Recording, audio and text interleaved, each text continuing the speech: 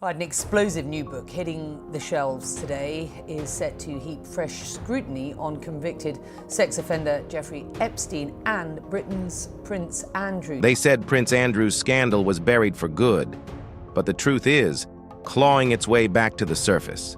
A shocking new claim has thrown him straight into the spotlight again, and this time, it's worse than before. Reports suggest he may have gone to disturbing lengths to protect himself, raising one question no one in the royal family wants to answer. What else has been covered up? Before everything unraveled, Prince Andrew wasn't just another royal. He was the Queen's favorite son, decorated Navy officer, jet setter, and a constant face at royal events. But behind the polished image, his friendships told a different story, especially one with billionaire Jeffrey Epstein. When Epstein's dark secrets exploded into the headlines, that friendship turned toxic overnight. Then came the now infamous photo, Andrew with a young woman named Virginia Giuffre, smiling awkwardly in a London apartment. She claimed she was forced into encounters with him when she was underage, allegations Andrew has always denied. After his disastrous BBC interview, the one where he said he couldn't sweat, public outrage hit a boiling point. Within months, Andrew was stripped of his royal duties, his titles, and nearly all public respect. The palace hoped silence would make the scandal fade, but it didn't. Just when everyone thought Prince Andrew's story was over, a new twist shattered the calm. According to reports from AP News and The Guardian, a former royal bodyguard, a metropolitan police officer, has come forward with a stunning claim. He says that back in 2011, Prince Andrew allegedly asked him to dig up private information on Virginia Giuffre, not gossip, not background, actual personal data, including her date of birth and even her U.S. Social Security number. If true, this wasn't just desperation. It could mean the prince used taxpayer-funded protection for personal gain. And that's what makes this revelation so explosive. It blurs the line between royal privilege and public accountability in a way that's hard to ignore. The officer claims he refused, saying the request felt inappropriate and unethical. And that single act, a bodyguard saying no to a prince, may be the reason this secret stayed buried for over a decade. But now that it's out, people are asking, if Andrew was willing to go that far, what else might he have tried? To keep hidden? This isn't just another royal scandal. It's a threat to the crown's credibility itself. Because when Prince Andrew's name resurfaces, the entire institution trembles. After his titles were stripped, the royal family tried to distance themselves. No public duties, no military roles, just silence. But silence doesn't erase history. The British public still funds Andrew's security and housing, and every new headline reignites the same anger. Why is a disgraced royal still living off taxpayers? Government officials have already called his retreat from titles the right course of action. But behind palace walls, it's more complicated. Every scandal tied to Andrew stains the monarchy's carefully managed image, especially now, when King Charles is trying to modernize a family still haunted by decades of controversy. And for the public, it's not just about guilt or innocence anymore. It's about trust.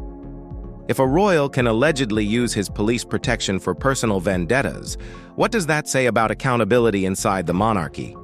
But that's not even the biggest question, because what's happening around Andrew right now suggests this story is far from finished. Just when it seemed things couldn't get worse, another twist surfaced, this time from beyond the grave.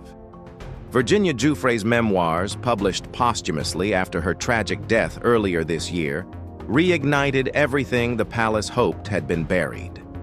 The book details years of manipulation, abuse, and coercion under Jeffrey Epstein and Ghislaine Maxwell.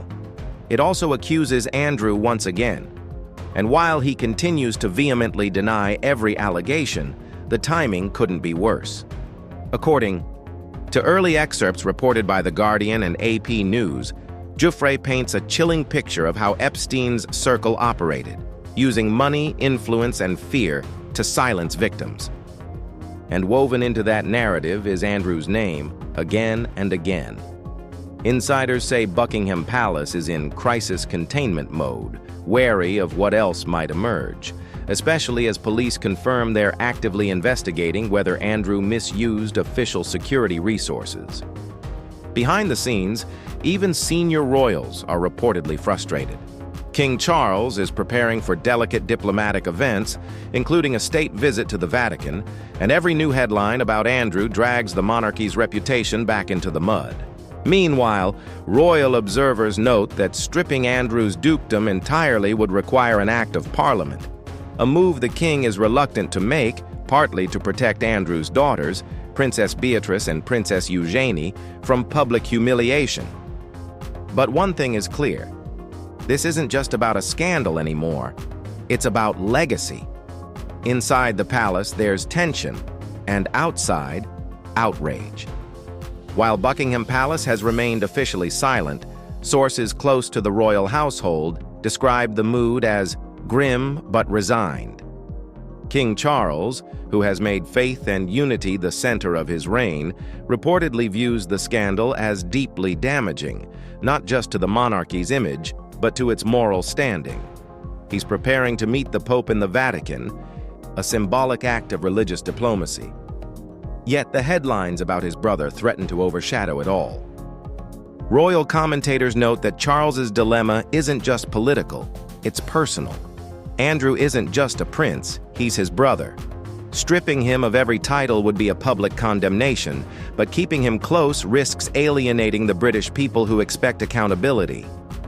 Meanwhile, public sentiment is unforgiving.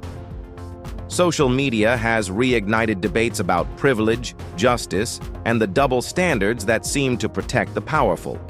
Tabloids, talk shows, and morning programs have made Andrew a symbol of everything outdated about the monarchy. Even moderate royal supporters have begun to say it plainly. The crown needs to cut him off for good, and yet some insiders hint that Andrew remains defiant, still convinced that time and silence will clear his name. He reportedly continues to live at Royal Lodge, a 30-room mansion on the Windsor estate, under a 75-year lease that keeps him close to the royal heartland. But for the king and for the country, proximity may no longer mean loyalty, it may mean risk. The investigation may only just be beginning, but the damage is already spreading. According to multiple reports, the Metropolitan Police are actively reviewing whether Prince Andrew abused his royal privileges by using taxpayer-funded protection officers for personal gain. If proven, it wouldn't just be embarrassing. It could trigger a full-blown public accountability crisis for the monarchy. But that's not the only storm on the horizon. Across the Atlantic, U.S. lawmakers have quietly discussed the possibility of calling Andrew to testify about his connection to Jeffrey Epstein and Ghislaine Maxwell. While no official summons has been issued, insiders describe the idea as gaining traction, fueled by renewed public interest and the publication of Virginia Giuffre's posthumous memoir. That book, set for release this week, paints a chilling portrait of the life she endured and includes new details about her alleged encounters with Epstein's elite circle. Excerpts already leaked to the press suggest that Andrew features heavily, though his legal team continues to vehemently deny all allegations. For the royal family, this is a nightmare with no clean exit. Stripping titles can't erase public memory, and silence no longer guarantees safety. The palace can minimize appearances, manage optics, and issue carefully worded statements, but the narrative is slipping beyond their control. The headlines have changed tone. The story isn't just about Epstein anymore. It's about a prince who may have crossed a line that even royalty can't defend. And the world is watching, waiting to see whether accountability finally reaches the gates of Windsor. For years, Prince Andrew's story has been treated like a royal scandal frozen in time, a reminder of power, privilege, and silence. But now, the silence is cracking. Every new revelation, every resurfaced rumor chips away at the carefully built walls around him. What began as whispers in the tabloids has become a test for the monarchy itself, a question of whether birthright can still shield someone from consequence. The king faces an impossible choice: Protect the family name or protect the institution that name represents. And as the investigation deepens, one thing is clear. The world isn't looking away this time. Because when a prince is accused of using public power for private defense, it's no longer a royal drama. It's a question of justice. But here's the real mystery. If these claims are just the surface, what else has yet to be uncovered?